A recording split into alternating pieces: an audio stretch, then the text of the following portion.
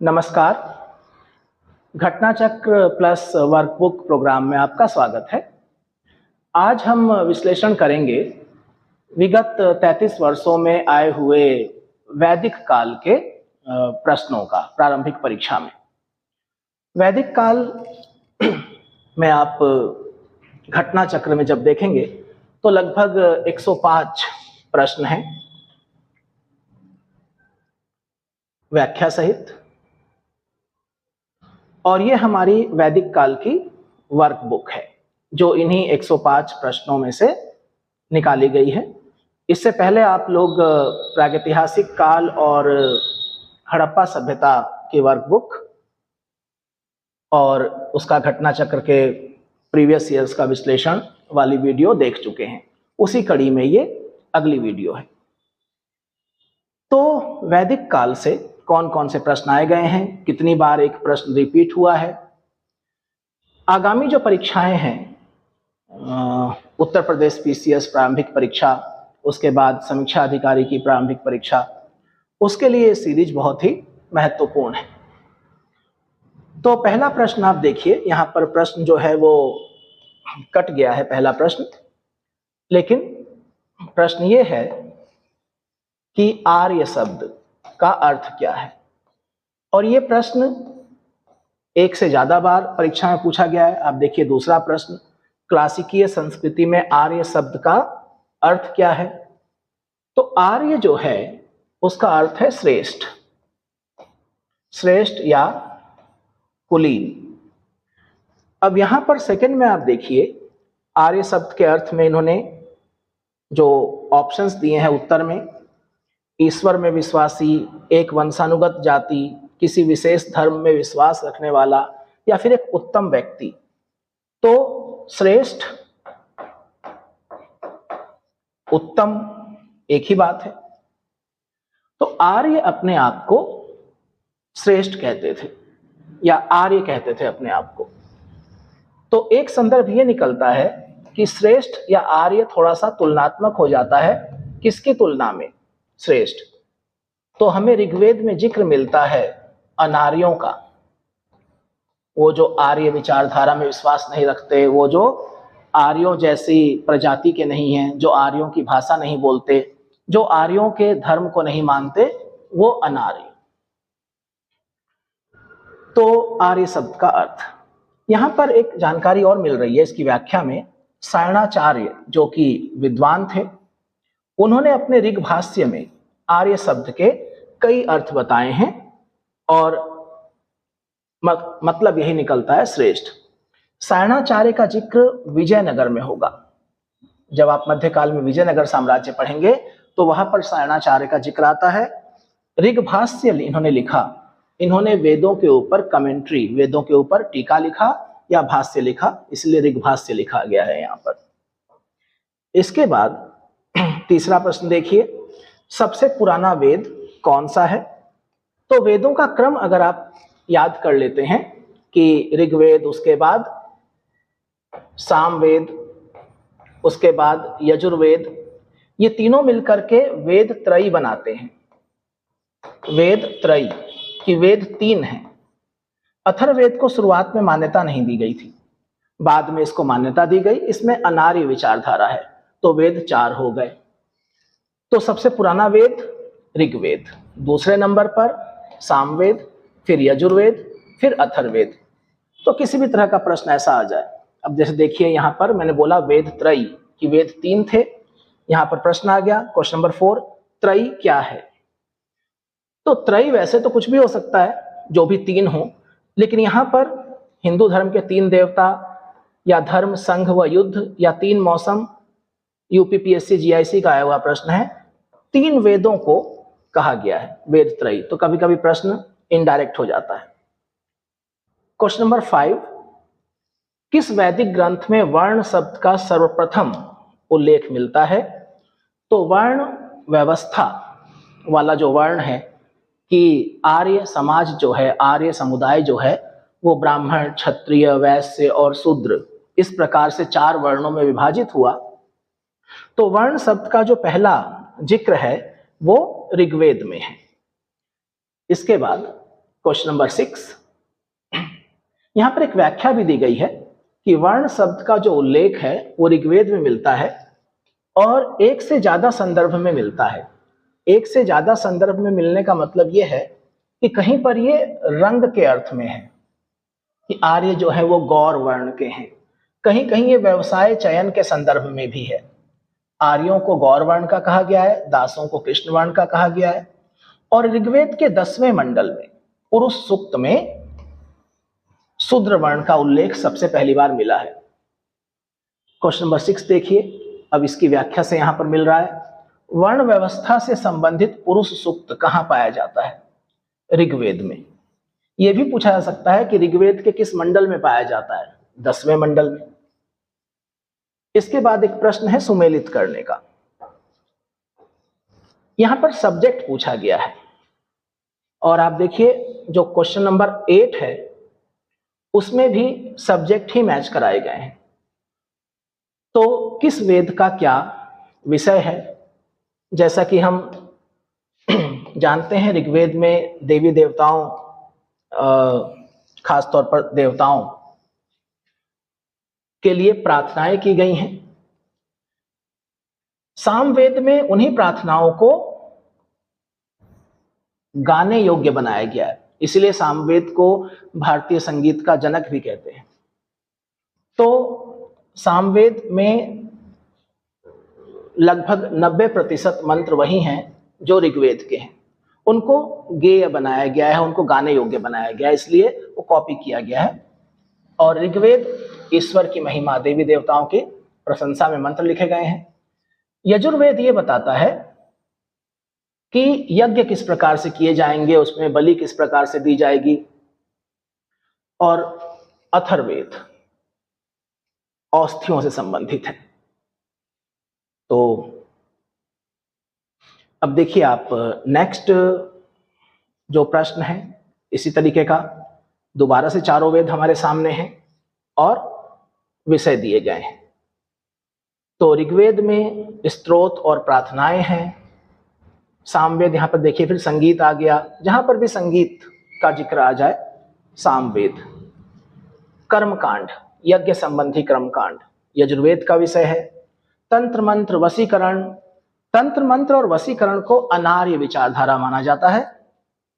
अगर इसकी जगह यहां पर ताबीजवाद लिखा हुआ आ जाए, थोड़ा सा जादू टोना लिखा हुआ आ जाए तो भी अथर्ववेद ही उत्तर होगा। तो आप देख रहे हैं कि इस प्रकार से मिलान वाले प्रश्न भी आते हैं। यहां इसकी जो व्याख्या है उसमें कुछ अतिरिक्त जानकारियां हमें मिल रही हैं, जैसे कि ऋग्वेद के विषय के साथ साथ यहाँ पर यह भी बताया गया है कि इसमें कितने सूक्त हैं 1028, कितने मंत्र हैं 10552। एक एक्स्ट्रा जानकारी ये भी है कि ऋग्वेद सामवेद में जो पुरोहित सामवेद के पदों को गाता था उसको उद्गाता कहते थे। और अथर्ववेद में कुल 20 अध्याय हैं, 730 सूक्त हैं, तंत्र मंत्र वशीकरण सब्जेक्ट। तो जो अतिरिक्त जानकारियां आपको व्याख्या से मिलती हैं इसको भी आप नोट किया करें। हम लोगों ने अपनी वर्कबुक में इसको भी जगह दी है। क्वेश्चन नंबर 9 यहीं से निकल करके आ रहा है। और देखिए ऐसा नहीं कि बाद में ये यूपी पीसीएस प्री में 2003 में मतलब क्वेश्चन रिपीट होते हैं या उसकी व्याख्या से आ जाते हैं। तो किस वेद में जादुई माया और वशीकरण का वर्णन है? तो अभी हमने जिक्र किया था अथर्ववेद। मैंने आपको बताया था कि तंत्र मंत्र वशीकरण के अलावा अगर जादू टोना या ताबीजवाद की भी बात हो तो अथर्ववेद। इसके बाद ऋग्वेद में कितनी ऋचाएं हैं? तो ऊपर इसकी जो व्याख्या है उसमें आप देखिए 1028। तो ये प्रश्न यहां से आ जाता है।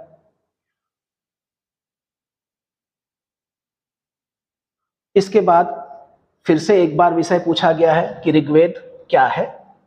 स्तोत्रों का संकलन है, प्रार्थनाओं का संकलन है, मंत्रों का संकलन है, देवी देवताओं को समर्पित। इसके बाद ऋग्वेद, सामवेद, अथर्ववेद, यजुर्वेद चारों वेदों को उनके ब्राह्मणों के साथ मिलान करने के लिए कहा गया है। तो अगर आप एक टेबुलेशन फॉर्म में भी ये काम कर लेते हैं कि चारों वेदों के जो ब्राह्मण ग्रंथ हैं कम से कम दो दो, जो अरण्यक हैं और जो उपनिषद हैं, न्यूनतम दो दो ब्राह्मण, आरण्यक और उपनिषद अगर आप याद कर लेते हैं तो इस तरह के प्रश्नों के जवाब आसानी से आप दे देंगे। हम जानते हैं कि ऋग्वेद के दो ही ब्राह्मण जो हैं वो हैं, एक ऐत्रेय है और एक कौशितकी है। तो यहां पर ऐत्रेय देखिए, तो ऋग्वेद ऐत्रेय, या फिर यहां पर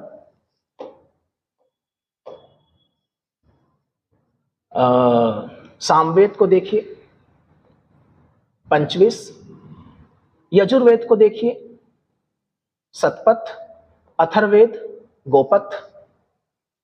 सतपथ ब्राह्मण बहुत महत्वपूर्ण है, खासतौर पर इतिहास के विद्यार्थियों के लिए। तो इसकी जगह और भी नाम हो सकते हैं। पंचविश की जगह षणविश हो सकता है, अद्भुत ब्राह्मण हो सकता है, ऐत्रेय की जगह कौशितकी हो सकता है। तो अगर आप दो दो ब्राह्मण याद कर लें, यहां पर गोपथ ही रहेगा, तो किसी भी तरह का प्रश्न आ जाए वैदिक वेदों और उसके ब्राह्मणों का, तो आप सॉल्व कर देंगे। इसके बाद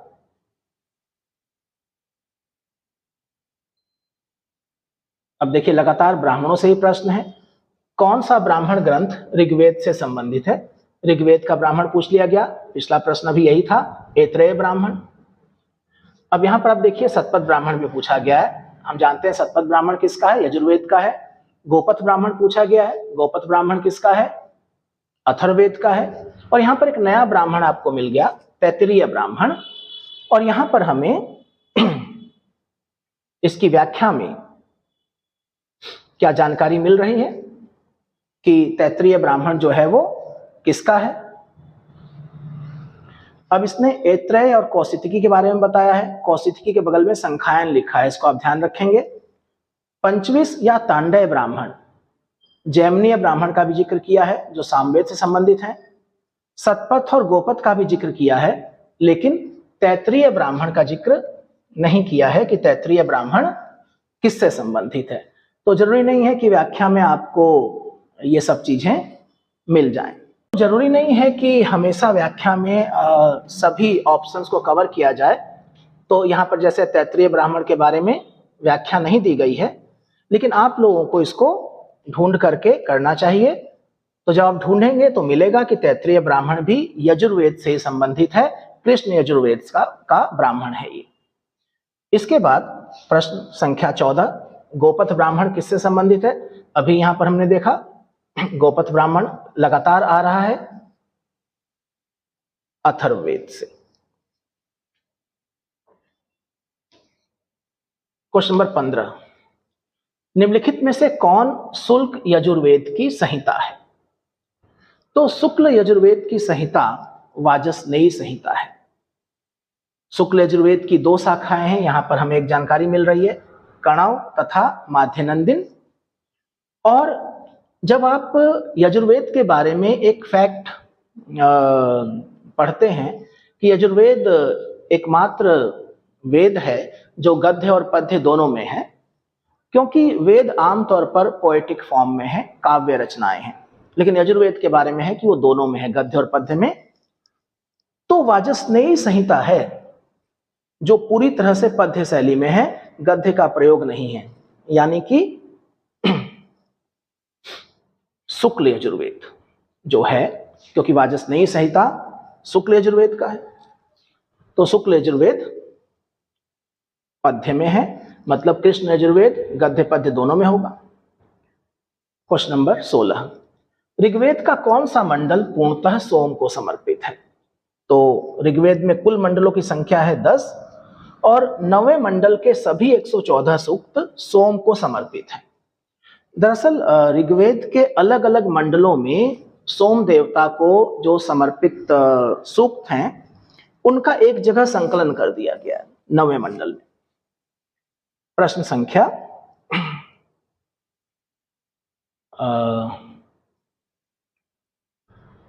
17, अब देखिए अभी प्रश्न था कि ऋग्वेद में कौन सा मंडल सोम को समर्पित है, और यहाँ पर प्रश्न है कि ऋग्वेद संहिता का 9वां मंडल पूर्णतः किसको समर्पित है? सोम। और जैसा हम जानते हैं कि सोम एक वनस्पति है, सोम पेय भी है और सोम देवता भी है। तो सोम और इस पेय पर नामाकृत देवता।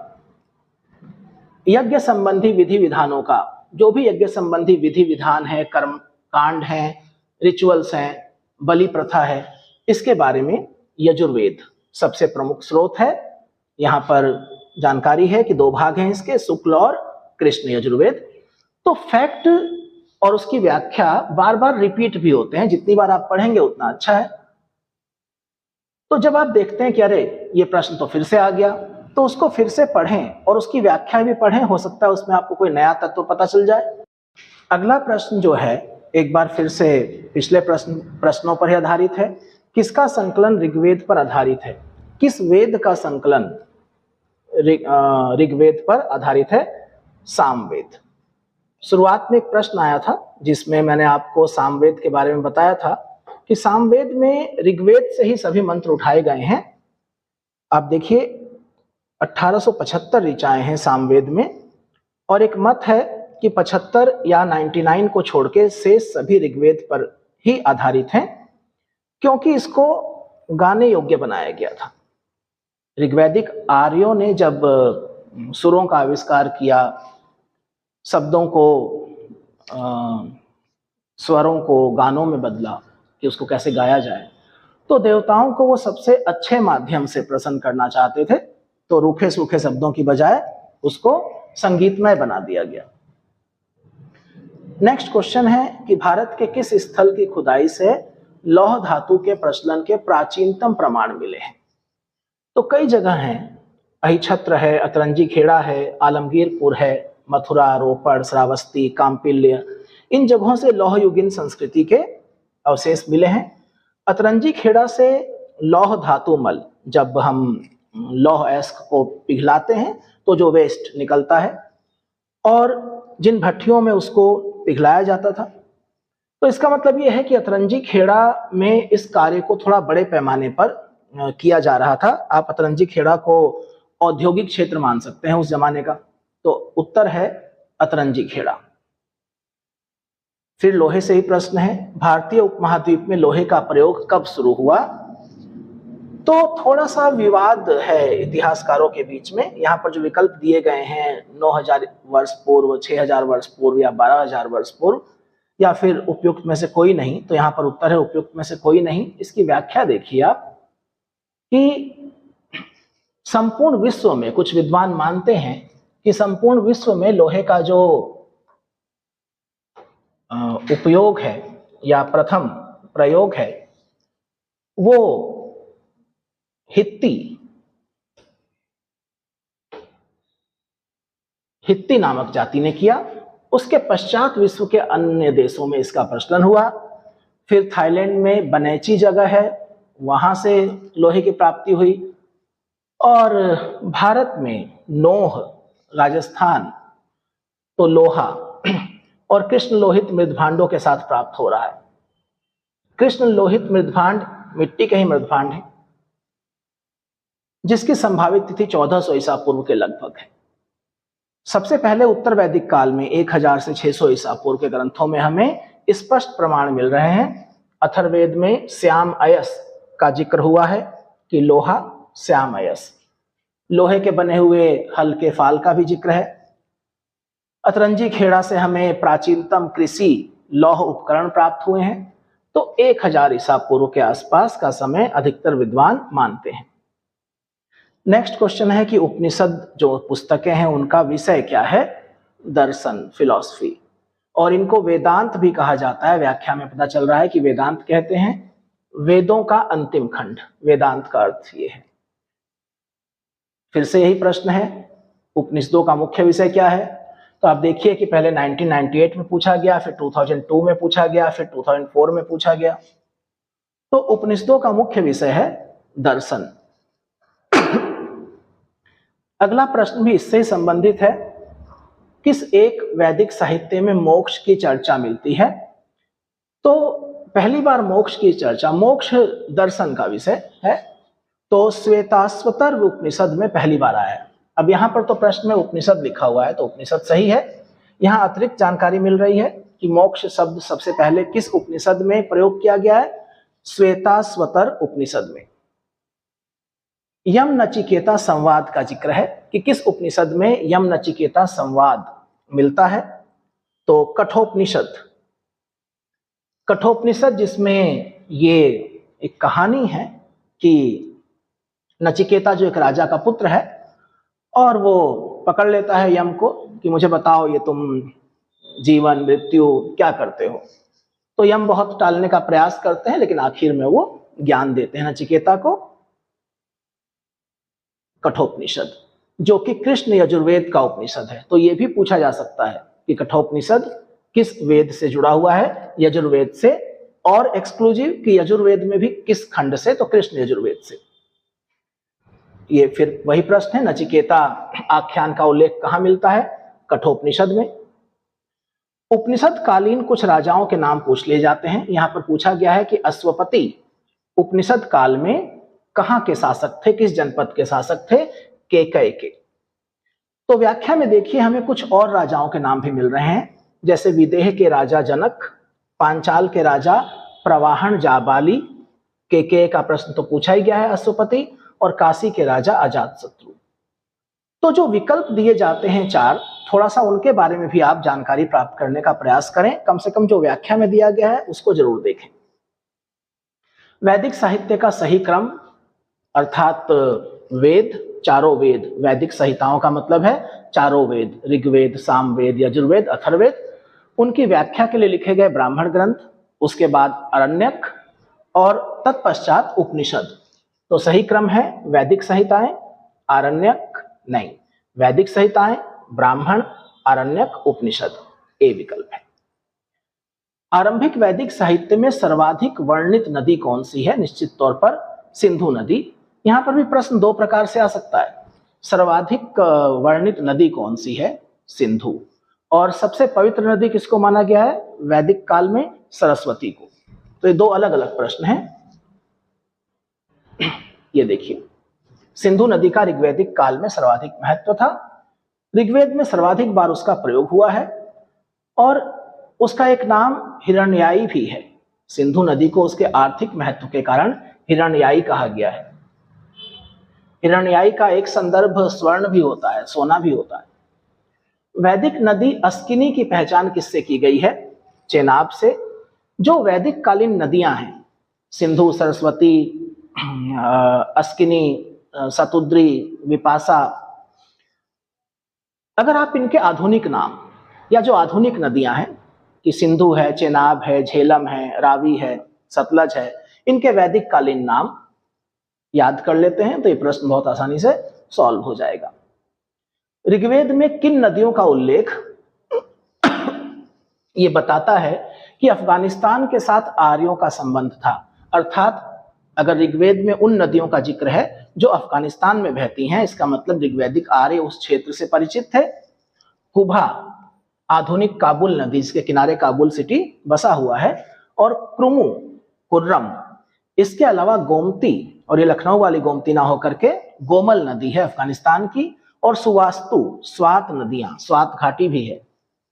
तो आप इन चारों नदियों को याद रखिए, कुभा, क्रुमु, गोमती और सुवास्तु, और इनके आधुनिक नाम भी याद रखिए, काबुल, कुर्रम, गोमल और स्वात। कुभा का प्रश्न यहां पर देखिए आ गया। कुभा का स्थान कहां है? अफगानिस्तान में।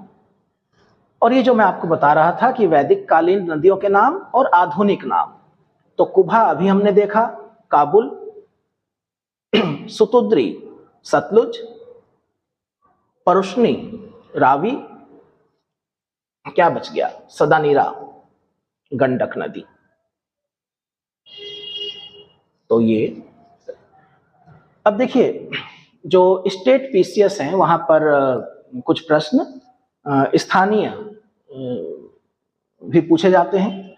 जैसे महाभारत काल में महानदी का नाम, तो महानदी का नाम महाभारत काल में चित्रोत्पला था, और महाभारत के भीष्म पर्व में इसका जिक्र मिलता है। छत्तीसगढ़ में प्रश्न पूछा गया था। और फिर छत्तीसगढ़ में ही महानदी का एक और प्रश्न पूछा गया, पहले 2016 में, फिर 22 में। 16 में पूछा गया था कि महाभारत काल में महानदी का नाम क्या था। 22 में पूछा गया कि वायु पुराण में महानदी का क्या नाम था, नीलोत्पला। व्याख्या में आप देखिए, वायु पुराण में नीलोत्पला, मत्स्य पुराण और ब्रह्म पुराण में चित्रोत्पला, और महाभारत में भी चित्रोत्पला। तो नीलोत्पला और चित्रोत्पला। निम्नलिखित में से कौन सी प्रथा उत्तर वैदिक काल में प्रचलित हुई? अब यहां पर देखिए, धर्म, अर्थ, काम और मोक्ष। तो ये जो 4 ऑप्शंस हैं, यहां से आपको कुछ अतिरिक्त जानकारी मिल रही है कि धर्म, अर्थ, काम और मोक्ष क्या है? 4 पुरुषार्थ हैं। तो क्या ये वैदिक काल में प्रचलन में आए? ऋग्वैदिक काल में नहीं थे, उत्तर वैदिक काल में आए, ये पूछ रहा है। इसके बाद ब्राह्मण, क्षत्रिय, वैश्य, शूद्र, ये क्या है? ये 4 वर्ण हैं, चतुर्वर्ण व्यवस्था। हम जानते हैं ऋग्वैदिक काल के अंत में, ऋग्वेद में इसका जिक्र है 10वें मंडल में। 4 आश्रम, पहले 3 ही आश्रम थे, फिर 4था आश्रम आया, और निश्चित तौर पर यह भी ऋग्वैदिक काल में इसका जिक्र नहीं है। 4 देवता हैं, इंद्र, सूर्य, रुद्र और मरुत। और हम जानते हैं कि इंद्र का जिक्र, इन सब देवताओं का जिक्र जो है वो ऋग्वैदिक काल में है। पूछा जा रहा है उत्तर वैदिक काल में, तो पुरुषार्थ और आश्रम व्यवस्था। तो 4 पुरुषार्थ यानी धर्म, अर्थ, काम और मोक्ष, और आश्रम व्यवस्था, ब्रह्मचर्य, गृहस्थ, वानप्रस्थ, संन्यास, इनका जो प्रचलन है वो उत्तर वैदिक काल में हुआ था, जबकि वर्ण व्यवस्था और ये आरंभिक देवता ये ऋग्वैदिक कालीन है। यहाँ पर एक और जानकारी मिल रही है कि सबसे पहले 4 आश्रमों का जिक्र कहां पर हुआ है? जाबालोपनिषद में हुआ है। जाबालोपनिषद। अगला प्रश्न जो है धर्म और रीत के बारे में एक कॉन्सेप्ट को लेकर के है कि धर्म वैदिक काल में क्या था। धर्म व्यक्ति के दायित्वों एवं स्वयं तथा दूसरों के प्रति व्यक्तिगत कर्तव्यों की संकल्पना था। एक व्यक्ति के दायित्व क्या हैं? समाज के प्रति, अपने परिवार के प्रति, अपने जन या राष्ट्र के प्रति,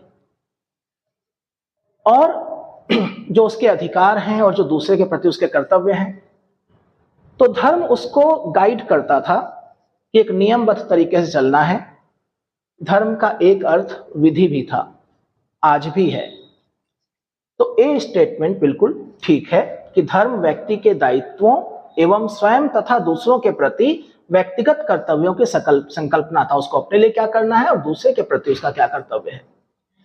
रीत क्या था? रीत जो है वो मूलभूत नैतिक विधान था जो सृष्टि और उसमें अंतर्निहित सारे तत्वों के क्रियाकलापों को संचालित करता था।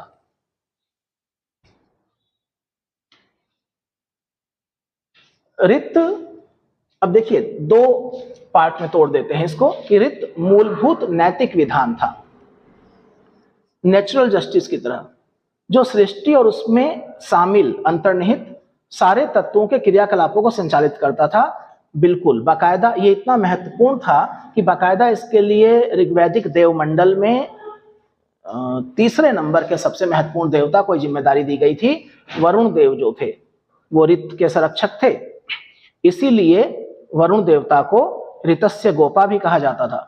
दोनों स्टेटमेंट ठीक हैं बिल्कुल। भारतीय संस्कृति के अंतर्गत रीत का क्या अर्थ है? अभी हमने ऊपर देखा था प्राकृतिक नियम, एक वर्ड ऑर्डर, विश्व की व्यवस्था का नियामक। निम्नलिखित वैदिक देवताओं में किसे उनका पुरोहित माना जाता था? बृहस्पति को वैदिक देवताओं का पुरोहित माना जाता है। ब्रह्मवादिनी कौन थी जिसने कुछ वेद मंत्रों की रचना की थी? ब्रह्मवादिनी का अर्थ है एक विद्वान महिला। तो लोपामुद्रा जो हैं उन्होंने कुछ वेद मंत्रों की रचना करी थी। हालांकि लोपामुद्रा, चूंकि यहां पर जो बाकी नाम है गार्गी, सावित्री, लीलावती, वो वैदिक मंत्रों की रचनाओं से संबंधित नहीं है। तीनों का अलग अलग योगदान है।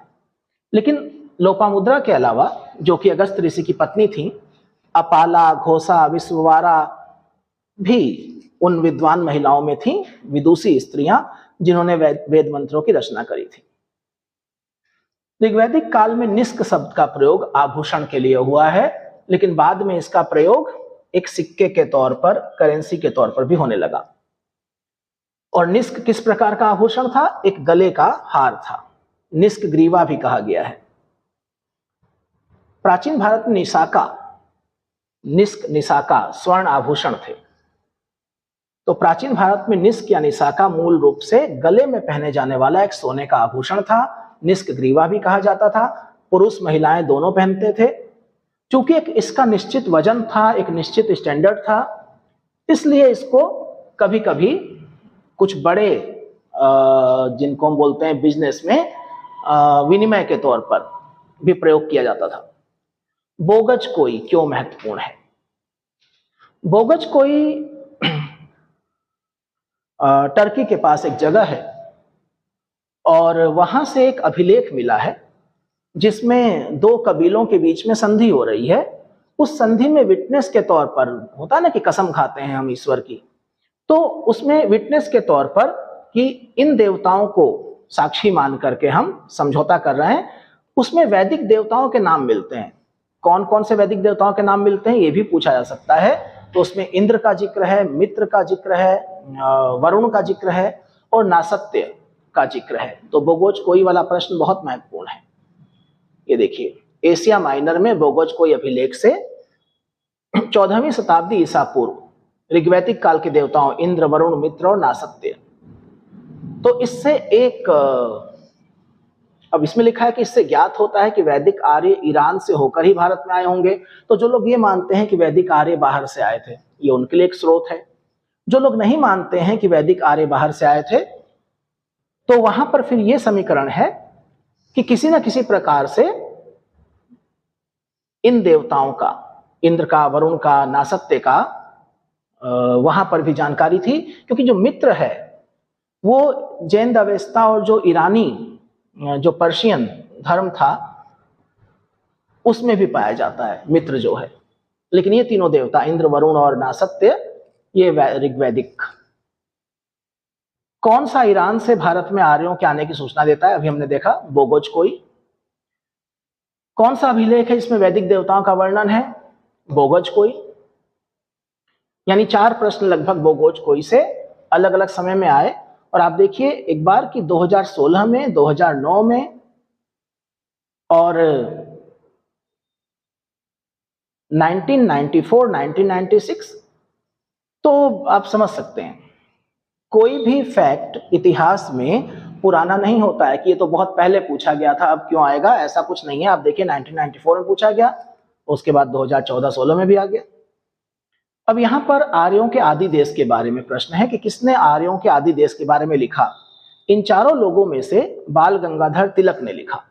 तिलक ने कहा कि जो आर्कटिक क्षेत्र है, जो उत्तरी ध्रुव है, वो आर्यों का आदि देश था। हालांकि इतिहासकारों के बीच में ये बहुत मान्य नहीं है।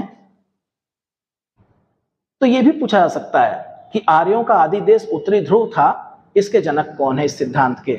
और इसके अलावा कुछ अन्य लोग, जैसे कि स्वामी दयानंद सरस्वती ने क्या कहा कि आर्यों का आदि देश कौन सा है, तिब्बत। इस तरह के प्रश्न भी आ सकते हैं। यानी आर्यों का मूल निवास स्थान और विद्वान, ये एक पैटर्न है। किस ग्रंथ में पुरुष मेघ का उल्लेख हुआ है? अब पुरुष मेघ यज्ञ का एक प्रकार है। और वैसे तो मैंने एक किताब में पढ़ा कि पुरुष मेघ खतरनाक सा है कि एक पुरुष की ही बलि दे दी जाए। लेकिन कहां पर इसका उल्लेख है? तो यहां पर थोड़ा सा डाउट है। जो ऑप्शंस दिए गए थे उनके हिसाब से, क्योंकि ये शुक्ल यजुर्वेद के शतपथ ब्राह्मण में और कृष्ण यजुर्वेद के तैत्तिरीय ब्राह्मण में।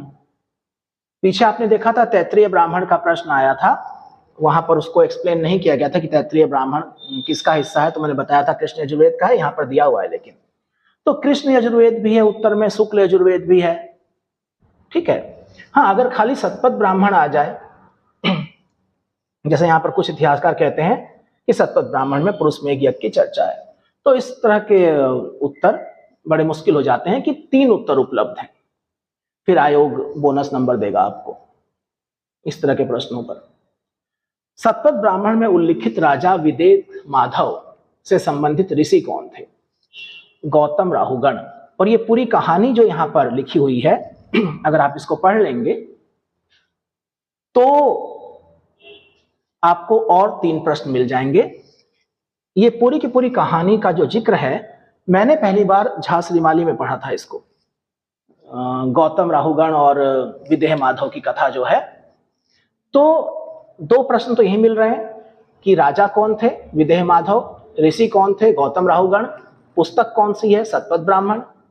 ये आर्यों का पूरब की तरफ प्रसार दिखा रहा है कि विदेह माधव जो सरस्वती नदी के तट पर निवास करते थे, उन्होंने अग्नि को मुख में धारण किया।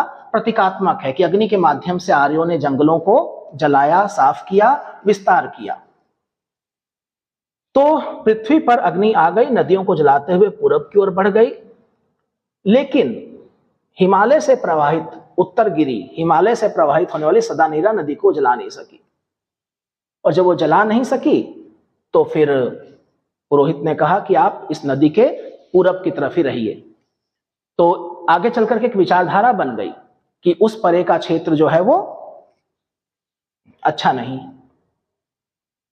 उत्तर वैदिक काल में किनको आर्य संस्कृति का धुर समझा जाता था? धुर मतलब जो केंद्रीय स्थान थे, एक्सिस। तो कुरु और पंचाल, ठीक है, कुरु पंचाल आर्य संस्कृति के हब थे, जहां पर आर्य संस्कृति खूब अच्छे से फल फूल रही थी। गोत्र शब्द का प्रयोग सबसे पहले कहां हुआ है?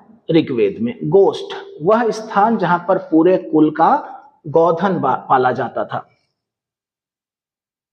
पूर्व वैदिक आर्यों का धर्म क्या था?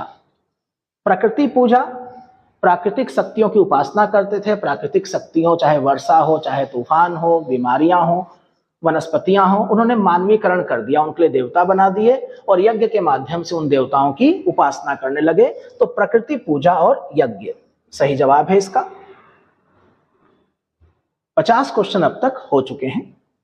क्वेश्चन नंबर 53, ऋग्वेद काल में जनता किस में विश्वास करती थी? धार्मिक विश्वास की बात की जा रही है।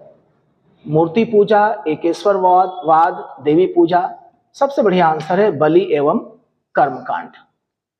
यज्ञ किया करते थे, यज्ञ में कर्मकांड होते थे, बलि भी होता था।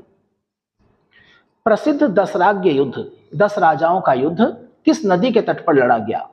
रावी नदी के तट पर, जिसको कि वैदिक काल में परुष्णी कहा जाता था। तो उत्तर है परुष्णी। इसमें यह भी पूछा जा सकता है कि किसके किसके बीच हुआ था। तो भरतों के राजा सुदास और 10 राजाओं ने इनके खिलाफ मिला करके एक संघ बनाया था। उन 10 राजाओं में 5 आर्य थे और 5 अनार्य थे। यहां तक कि इनके पुरोहित भी पूछे जा सकते हैं कि विश्वामित्र किसकी तरफ थे और वशिष्ठ किसकी तरफ थे। यहां पर फिर वही प्रश्न आ गया, 10 राजाओं का युद्ध किस नदी किनारे लड़ा गया था? ऊपर वाला प्रश्न ही है, परुष्णी। किस नदी को ऋग्वेद में माते तमा, देवी तमा, नदी तमा कहा गया है? सरस्वती नदी। ऋग्वेद में सिंधु सबसे ज्यादा वर्णित नदी है, लेकिन सरस्वती को सबसे पवित्र नदी माना गया है। उसकी तुलना सबसे अच्छी देवी, सबसे अच्छी मां, सबसे अच्छी नदी। उस जनजाति का नाम बताइए जो ऋग्वैदिक आर्यों के पंचजन से संबंधित नहीं है। अभी ऊपर हमने जिक्र किया दासराग्य युद्ध का। उस दासराग्य युद्ध में पंचजन जो थे, 5 आर्य 5 अनार्य। यहां पर प्रश्न है कि पंचजन में कौन शामिल नहीं है?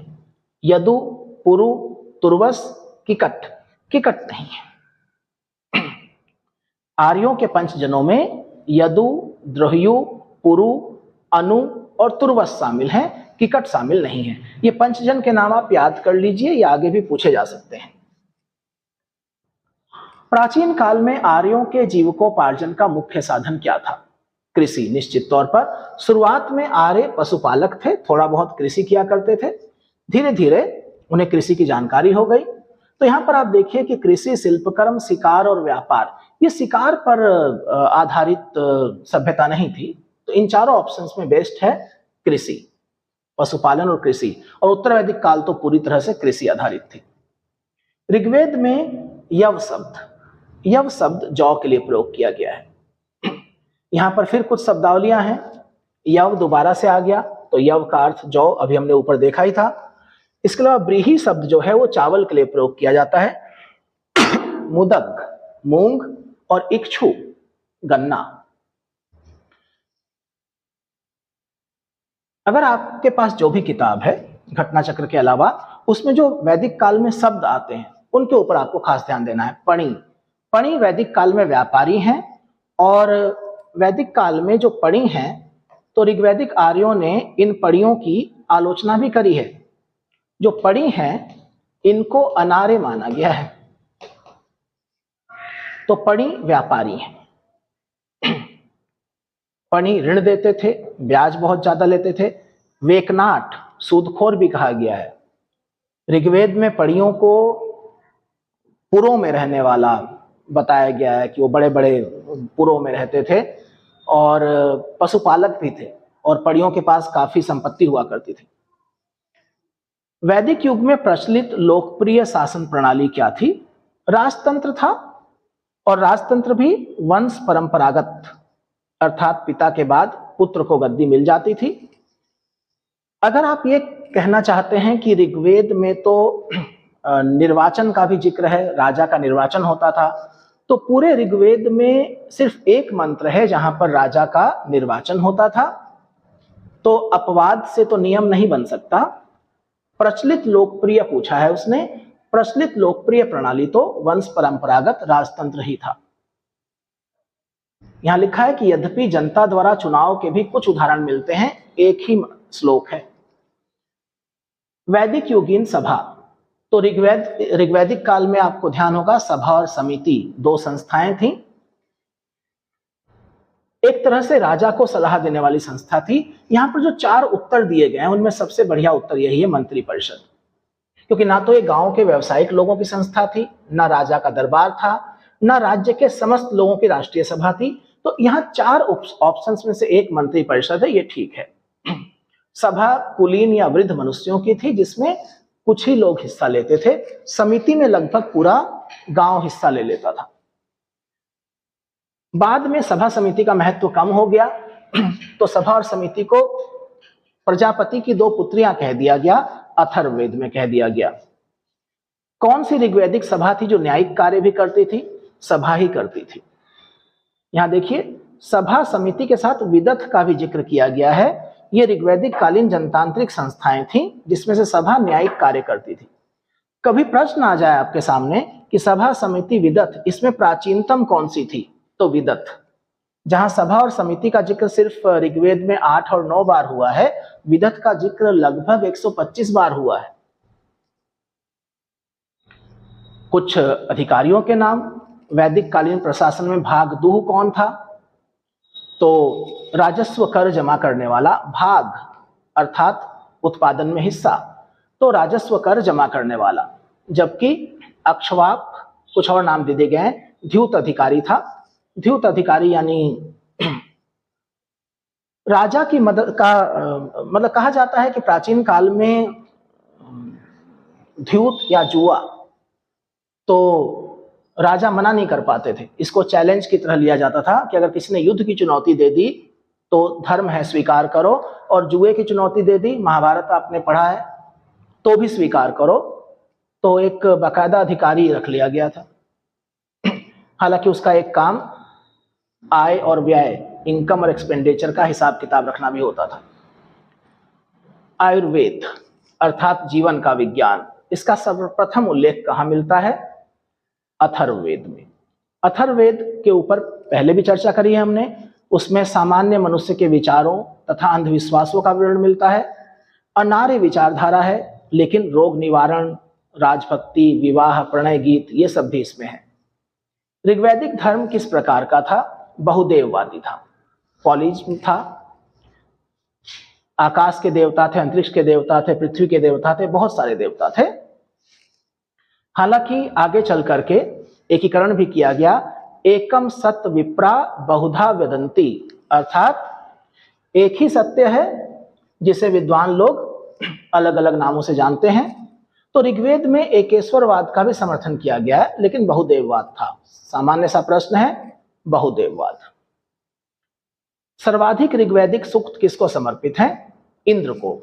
दूसरे नंबर पर अग्नि को, तीसरे नंबर पर वरुण को।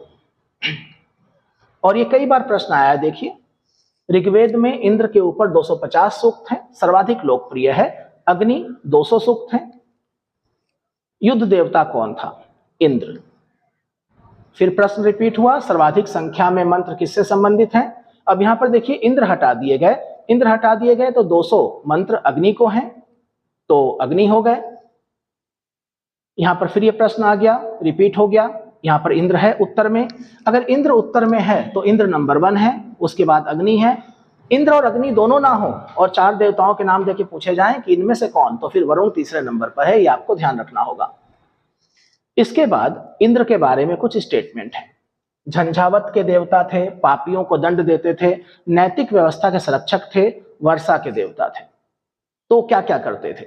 तो इंद्र के बारे में एक चीज तो हमें पता है कि वर्षा के देवता थे, और नैतिक व्यवस्था के संरक्षक के तौर पर हमने अभी देखा, एक प्रश्न आया था कि वरुण जो है वो नैतिक व्यवस्था के संरक्षक थे। हालांकि मेरा इस एलिमिनेटिंग मेथड में ज्यादा विश्वास नहीं है, लेकिन अगर इसको आजमाया जाए यहां पर कि 4 तो जरूर होगा, तो सी और डी में से एक का चुनाव करना पड़ेगा। 3 हो नहीं सकता, 3 दोनों में ही नहीं है, तो फिर आप फंस जाते हैं। तो आपको कम से कम एक पता और होना चाहिए। अब यहां पर देखिए कि ऋग्वेद में इंद्र जो हैं वर्षा, आंधी, तूफान के देवता हैं। उनको राक्षसों का अंत करने वाला वृत्तासुर का अंत किया उसने। वृत्तासुर एक राक्षस था, इसके बारे में माना जाता है कि स्वर्ग में इसने पानी को रोक रखा था, तो इंद्र ने उसका अंत करके पानी को रिलीज किया। अब कुछ लोग तुलना करने लगते हैं कि हड़प्पा सभ्यता में छोटे छोटे डैम बना करके पानी को रोका जाता था, और आर्य तो पशुपालक थे, तो उनके पशुओं को चारागाह नहीं मिल पाते थे, तो इंद्र ने उन डैम्स को तोड़ दिया। पुरभिद किलों को भेदने वाला, सोमापा सोम का अत्यधिक पान करने वाला, सतक्रति 100 शक्तियों का स्वामी, नैतिक व्यवस्था का संरक्षक वरुण है। लेकिन कुछ मंत्रों में पापियों को दंड देने के लिए इंद्र और सोम दोनों से प्रार्थना की गई है, तो यहां से फिर क्लियर हो जाता है कि इंद्र जो है वो पापियों को भी दंड देते थे। अब समस्या ये है कि विकल्प जरा अलग तरीके से यहां पर दिए गए थे कि 1, 2 और 4 तो है नहीं, तो अगर 1, 2 और 4 नहीं है तो फिर क्या ऑप्शन ज्यादा सही हो जाएगा? 1 और 4। पूर्व वैदिक आर्यों का सर्वाधिक लोकप्रिय देवता, आप देख रहे हैं इंद्र के ऊपर कम से कम 5-6 प्रश्न लगातार पूछे गए हैं। इंद्र हालांकि सर्वाधिक लोकप्रिय होने का आधार क्या है कि सबसे ज्यादा मंत्र इंद्र को ही समर्पित हैं, साथ ही साथ उसको राजा की भी पदवी दी गई है, देवताओं का राजा है वो। कौन देवता युद्ध का देवता है? फिर से इंद्र के ऊपर प्रश्न आ गया है। 800 से 600 ईसा पूर्व का काल किस युग से जुड़ा है? 800 से 600 ईसा पूर्व ब्राह्मण युग कहा जाता है, क्योंकि ब्राह्मण ग्रंथ लिखे गए, वेदों की व्याख्या की गई। गायत्री मंत्र से भी कई प्रश्न हैं, आप देखिए 77, 78, 79 तीनों प्रश्न गायत्री मंत्र से जुड़े हुए हैं। तो अगर एक फैक्ट देख लिया जाए कि गायत्री मंत्र ऋग्वेद में है, रचनाकार विश्वामित्र हैं, सवित्रु सूर्य देवता का एक रूप उसको समर्पित है, ऋग्वेद के 3य मंडल में है। 4 प्रश्न बन रहे हैं, कहां से लिया गया है, किसने लिखा है, किस देवता को समर्पित है, मंडल कौन सा है। अब कुछ भी पूछ लें जवाब मिल जाएगा। किस पुस्तक में है? ऋग्वेद में है। किस पुस्तक में है? ऋग्वेद में है। किसने रचना करी? विश्वामित्र ने करी।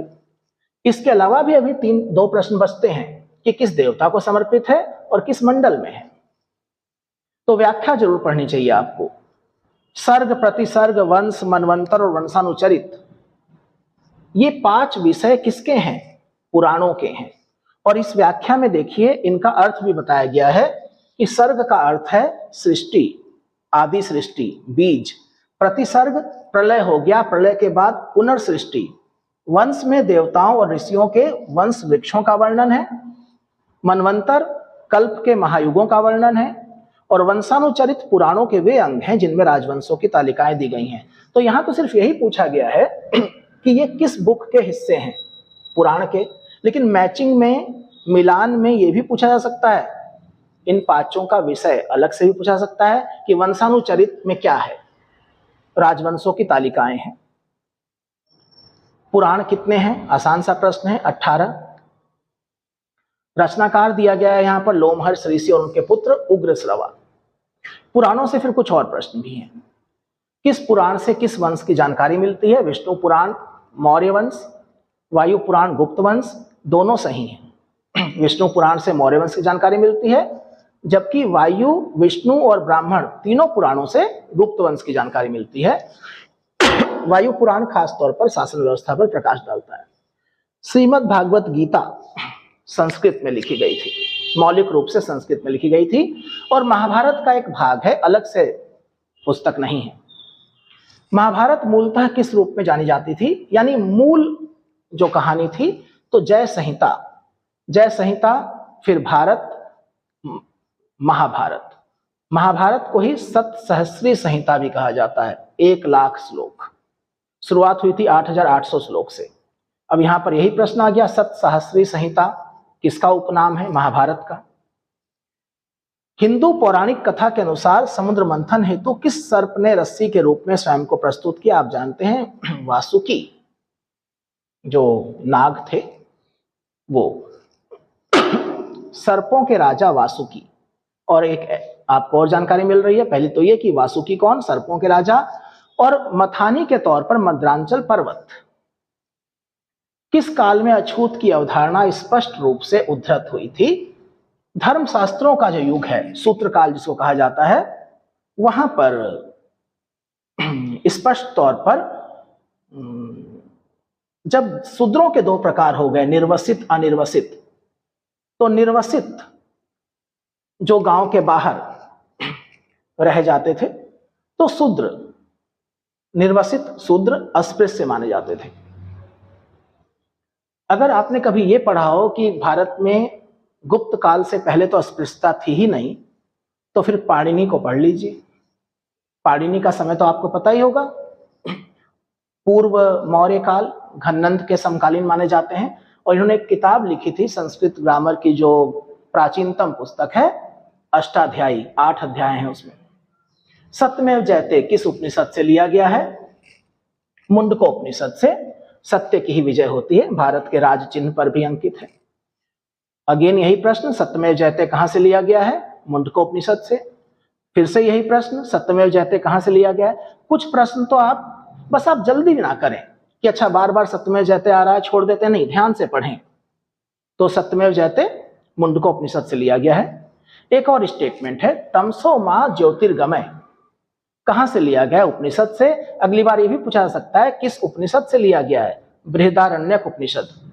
और प्रश्न ये भी आ सकता है कि बृहदारण्यक उपनिषद का वेद कौन सा है? अब यहां पर एक और प्रश्न देखिए, किस उपनिषद का शाब्दिक अर्थ सफेद घोड़ा है? तो इनमें से किसी भी उपनिषद का शाब्दिक अर्थ सफेद घोड़ा नहीं है, लेकिन श्वेताश्वतर उपनिषद है एक, जिसका अर्थ है सफेद घोड़ों द्वारा खींचा गया। तो यहां पर तो नन ऑफ दीज हो जाएगा। सत्यकाम जाबाल की कथा जो अनब्याही मां होने के लांछन को चुनौती देती है, छांदोग्य उपनिषद में इसका उल्लेख है। सत्यकाम जाबाल महर्षि गौतम के शिष्य थे, माता का नाम था जाबाला। तो छांदोग्य उपनिषद में पूरी कहानी है। ऋग्वेद की मूल लिपि क्या थी? निश्चित तौर पर ब्राह्मी लिपि थी। यहाँ पर एक अतिरिक्त जानकारी है कि 10 मंडल हैं, 1028 सूक्त हैं, और ऋग्वेद के पुरोहित को होता कहा जाता था। अगला प्रश्न यही आ गया कि वैदिक कर्मकांड में होता किससे संबंधित है? वो जो ऋग्वेद के मंत्रों का पाठ करता था। आप जानते हैं सामवेद वालों को उद्गाता कहा जाता था। यजुर्वेद के जो पुरोहित थे उनको क्या कहा जाता था? अर्धव्यु। और अथर्ववेद वाले को ब्रह्मा। क्वेश्चन नंबर 96, धीरे धीरे हम समापन की तरफ बढ़ रहे हैं। अवेस्ता और ऋग्वेद में समानता है। अवेस्ता कहां का ग्रंथ है? ईरान का है। ठीक है, देखिए जो आधुनिक ईरान है, इसी को प्राचीन काल में फारस और पर्शिया के नाम से भी जाना जाता था। और ईरान का जो शाब्दिक अर्थ है, लैंड ऑफ आर्यंस, आर्यों की भूमि। वैदिक काल में किस जानवर को अघन्या माना गया है? निश्चित तौर पर गाय को उसके आर्थिक महत्व की वजह से ना मारे जाने योग्य कहा गया है। और कोई गाय की हत्या या उसे घायल कर दे तो उसको मृत्युदंड या देश निकाला भी दिया जा सकता है।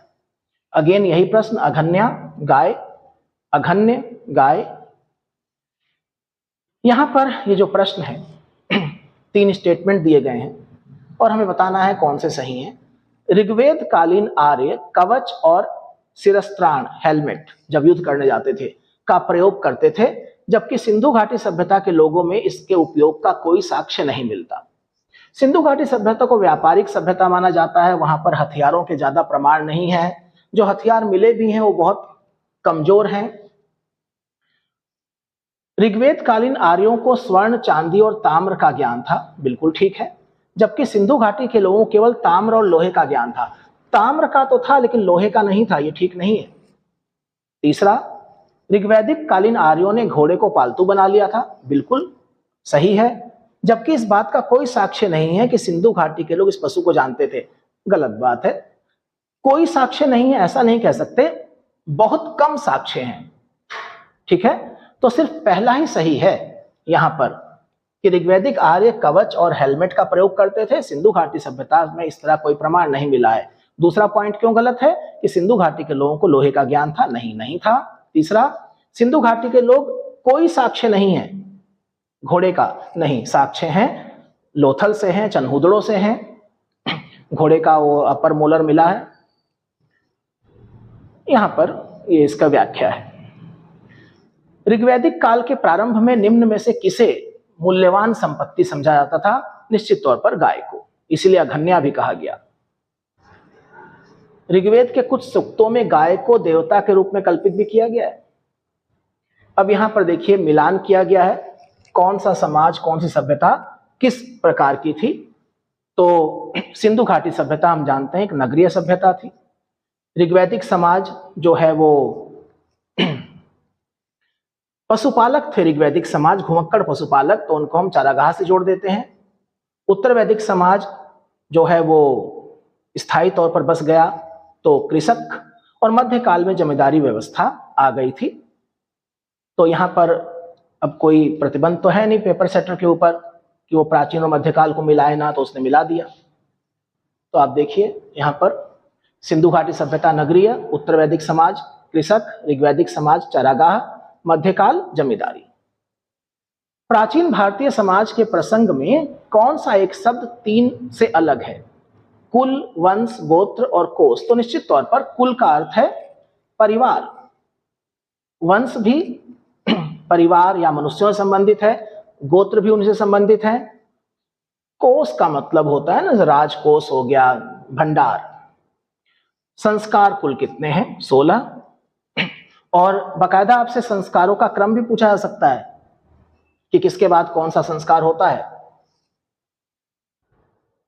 जीविकोपार्जन हेतु जो वेद वेदांग पढ़ाता था उस अध्यापक को क्या कहते थे?